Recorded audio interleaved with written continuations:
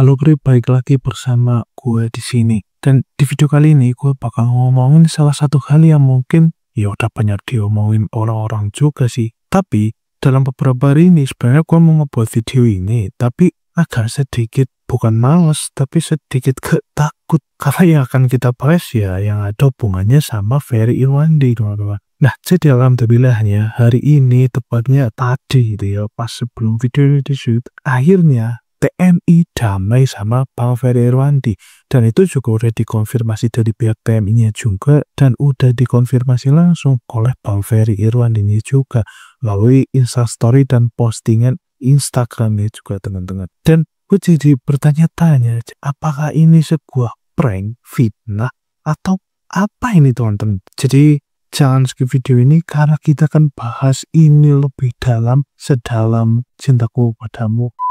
Jadi jangan lupa traktir gua, Vopi, linknya ada di deskripsi, dan mari kita bahas.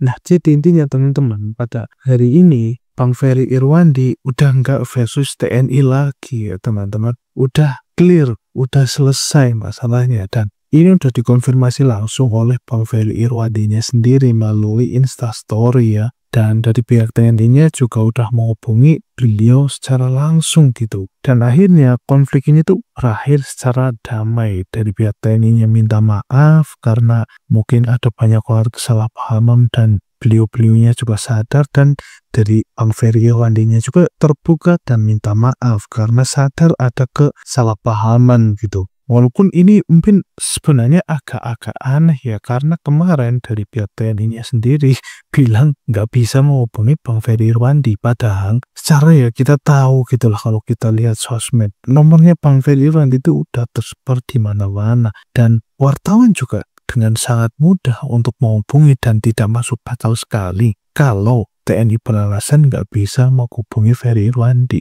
Dan akhirnya kita sangat lega sekali teman-teman karena kasusnya sudah berakhir dengan damai. Dan seperti yang kita tahu gitu ya, bahwa kasus ini itu ada hubungannya dengan demo-demo yang kemarin gitu. Bahwa katanya Bang Ferry Irwandi ini terindikasi atau diduga atau apa ya namanya ya, aku juga bingung nyebutannya. Karena ini jujur sangat-sangat bertentangan gitu dengan apa ya, dengan pemikiran gue dan mungkin pemikiran kalian juga. Ya kan, secara dimana gitu orang bahas algoritma sosial media, tapi ada yang tersinggung dan salah gitu. Dan dimana salahnya coba? Kan nggak masuk akal. Dan ini juga ngebuat kita jadi berprasangka yang tidak baik. Apakah ini sebuah kecemburuan atau sebuah ketersinggungan, kita juga nggak tahu. Mungkin ada orang-orang yang tersinggung gitu karena Bang Ferry bukannya secara terbuka sekali di stasiun TV dan live, teman-teman. Dan gue juga sini masih yakin kok bahwasanya TNI kita masih banyak sekali, terutama yang bukan oknum, masih banyak sekali yang benar-benar TNI bersama rakyat, bukan TNI musuh masyarakat. Dan menurut gua soal kasus ini sebaiknya ya kita jadikan sebagai evaluasi ke depannya gitu. Karena ya banyak banget kesalahpahaman seperti ini, dan mungkin kalau kemarin gua bahas ya bisa aja kena ke gua, tapi untungnya gua nggak bahas ya. Nah, YouTuber kecil masa bakal dilaporin juga, kan gak masuk akal ya teman-teman. Dan selain itu, ini hal juga menjadi pertanyaan juga mungkin buat banyak orang. Kenapa sih TNI itu harus ikut-ikutan ngurusin masalah-masalah kayak gini? Kalau emang misal wewenangnya ditambah gitu buat ngurusin kayak cyber-cyberan gitu, yang kayak hacker-hackeran gitu, ya harusnya fokus ke pertahanan data negara aja gitu. Misalnya mempertahankan situs-situs atau website-website yang mudah banget ke hack gitu, terutama website pemerintah kan ya. Terus database atau data penduduk itu harusnya ya dipertahanin oleh ya TNI kita di bidang cyber itu. Karena kan ya kita tahu lah, polisi udah nggak ngatasin ya teman-teman. Jadi alangkah baiknya gitu untuk kedepannya mungkin TNI ya fokus aja gitu. Maksudnya TNI cyber gitu, cyber army gitu intinya lah. Fokus aja gitu ngurusin pertahanan website pemerintahan ya gini. Dan kalau kita lihat gitu ya, di luar sana perangnya itu udah makin canggih gitu lah. Dan di saat anehnya gitu ya, ada meme gitu, di saat negara-negara luar sana terus TNI kalau kata keluarga-warga TikTok atau Instagram, TNI-nya Cina itu takut dengan pesawat B apa itu ya, gue lupa. Tapi di sisi lain TNI kita malah takutnya sama siapa coba? Sama Ferry Irwandi. Kan nggak masuk akal ya teman-teman. Jadi karena zaman udah makin canggih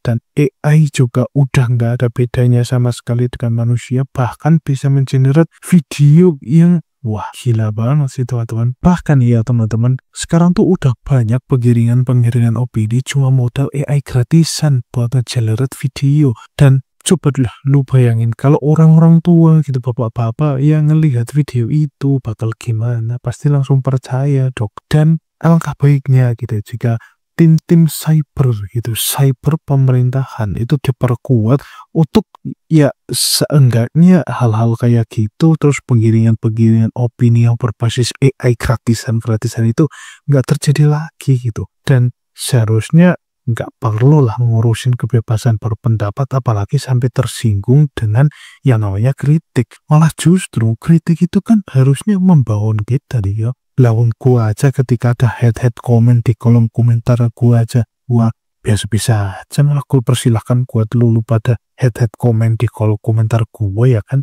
lah ngapain tersinggung. Tapi kalau kita lihat-lihat dari konfliknya Pak Ferry Irwandi ini emang kemarin tuh agak sedikit ngeri ya teman-teman. Apalagi soal darurat militer yang kemarin tuh menurut gue ngeri banget. Dan kalau misalnya nih amit-amitnya Pak Ferry Irwandi sampai diproses hukum, ya mungkin gue akan memutuskan gue gak bakal ngomongin tentang pemerintahan, tentang kebijakan DPR dan lain-lain. Ya walaupun akhirnya sekarang udah lost ya, dan udah lost, dan Bang Ferry Irwandi ini juga udah damai dengan TNI, dan gua salut banget sih sama bapak-bapak TNI yang sudah berbesar hati untuk meminta maaf gitu. Ya itu sebuah keberanian loh teman-teman, menurunkan ego untuk minta maaf itu ya sederhana, simpel, tapi nggak semua pejabat bisa kayak gitu. Jadi kesimpulannya apa nih?